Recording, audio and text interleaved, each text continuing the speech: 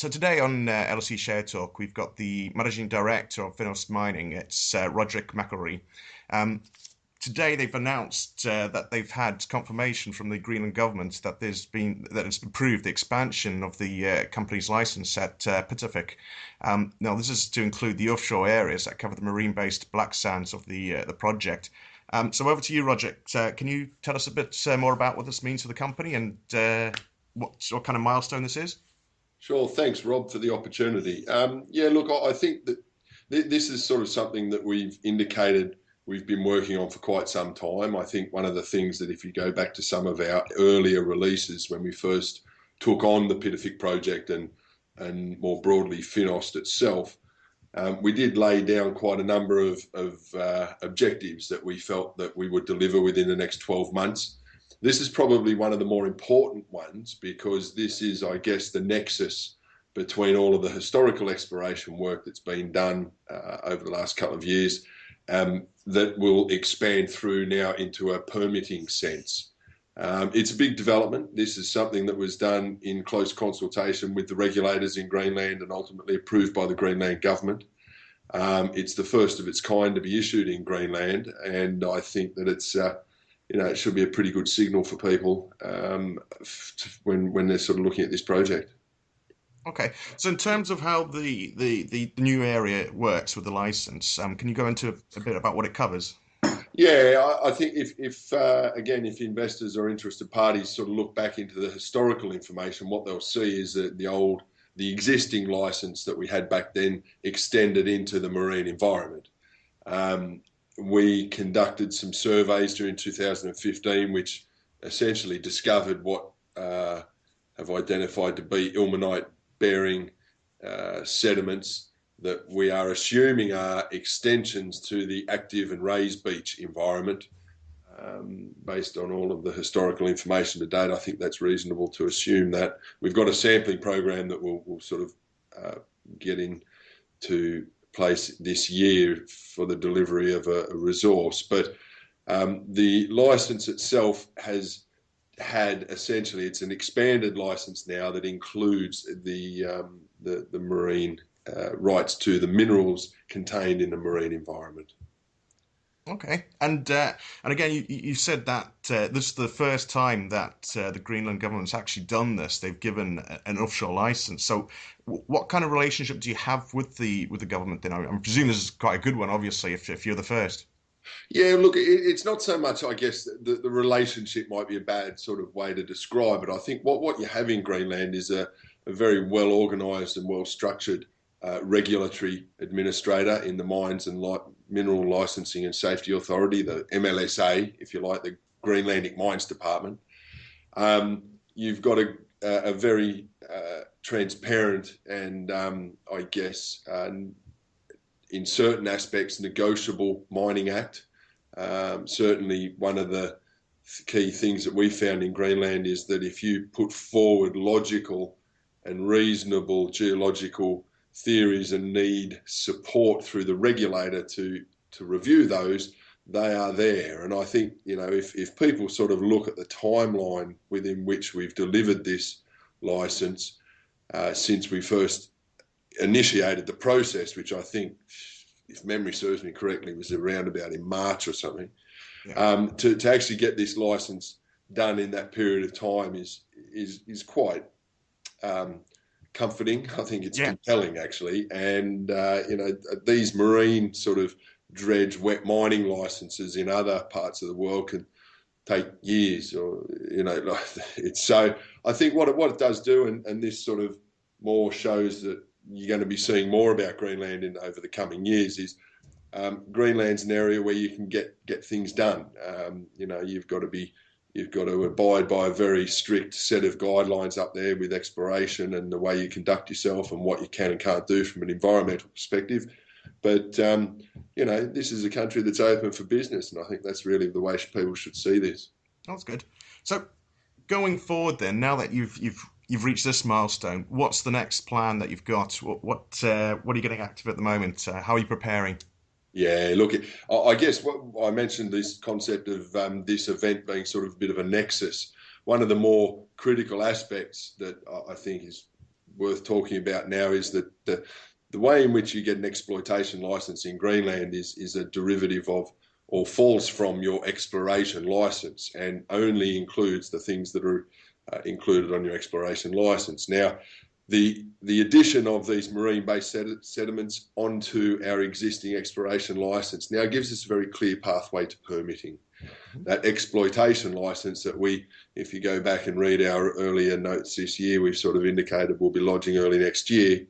That is something that now can be lodged on the entire project, the raised beach, the active beach, and now the drown beach. Now, what that means from a sort of a economic point of view is it's very significant to the, to ultimately to the commerciality of this project. I think that what you will see over the next sort of 6 months is, again, coming back to this idea of, we've got the terms of reference now pretty close to being completed for the environmental and social impact assessments. We've got metallurgical studies that are under shortly be announced as initiated to optimise that ilmenite concentrate. We've got the 2016 field season off-take agreements, the news flow, everything you could imagine with putting something like this into the production. There's one more piece of the logistics part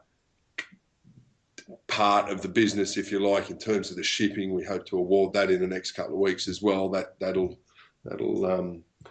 that's going to be a good development. So look, I just think that a lot of things were probably waiting until they fell into place, waiting for this offshore license to be approved before we progress them. So look, Rob, all in all, this is a fantastic development, and we're pretty pleased with it. I can imagine so. I mean, you referred to before about it being a world-class ore body, so obviously an expansion license should be good for the shareholders.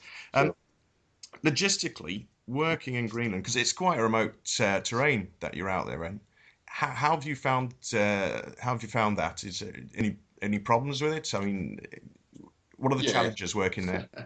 Well, I mean, I guess it's a lot comes with experience in Greenland. I would sort of be hesitant to sort of just jump on board a new entrant to Greenland, because there is some pretty significant barriers to entry there until you learn the way in which to operate in the country that is value for money, if that makes sense. So, I mean, we've been operating in Greenland for 10 years. We know the best service providers. We know the transport mechanisms. We know all of the regulators, the government, politicians, the heads of the labour unions, all of the people that you really need to pull something like this together as quickly as has been done. Keep in mind that it was I and my team that originally worked with the Greenland government to overturn the uranium policy in 2013. Right. So I think that it's people driven. I think Greenland is much like any other country. It's got its pluses and it's got its minuses. But on the plus side of the ledger, which just wins hand down in my book, is the country's just one of the most prospective and untapped provinces in the world for commodities. And I think if you can couple that with a team that really knows how to operate in the area, such as ours, then I think there's a compelling investment story behind that. Well, like you said, you've got the experience here. You've built the relationships. Do you think that currently you can do it on your own as a company, or would you? I know you've said before this possibility of partnerships. Would that be something that you'd consider, or something that you would look towards? Yeah, look, I mean, there's a lot of things going on all of the time. Some lead to events, some don't. In the interim, we continue to focus on putting this into production ourselves, because we're quite confident we can do it. I think that the next big thing that we're sort of looking at is how best to structure this and move as much of this into this sort of the operational cost as possible. I mean, what we're sort of looking at really is a campaign-based seaborne dredging operation that just capitalises on the inclusion of these new vast volumes of these sediments that we've just been awarded, such that we don't have a lot of infrastructure on site in place 365 days a year. It's more of a campaign-based utilising the 24 hours a day of sunlight, the very stable weather patterns in that part of the world at that time of year, and getting our production that way. So, look, in terms of who's going to be our partner, that's going to have to remain to be seen. But there's always lots happening, Yeah. as you've probably gotten from today's announcement. Yeah. And how often do you get out to be on site, and how often you're in Greenland? Yeah, look, I'm up there a fair bit. I sort of have to liaise with various groups up that way.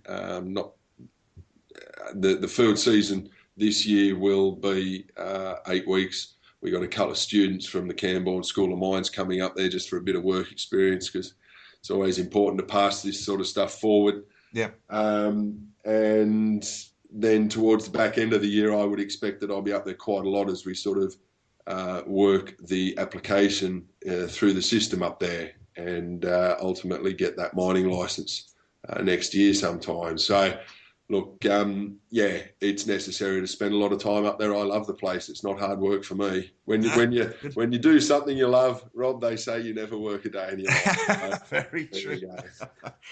Okay, so you, like you said, you're going to have news coming over the next few months. Well, thank you for spending the time with us, and hopefully we'll hear back from you fairly soon. No problem. Look forward to it. There'll be more news shortly. Brilliant. Thanks a lot, Roderick. Okay, bye-bye. Bye.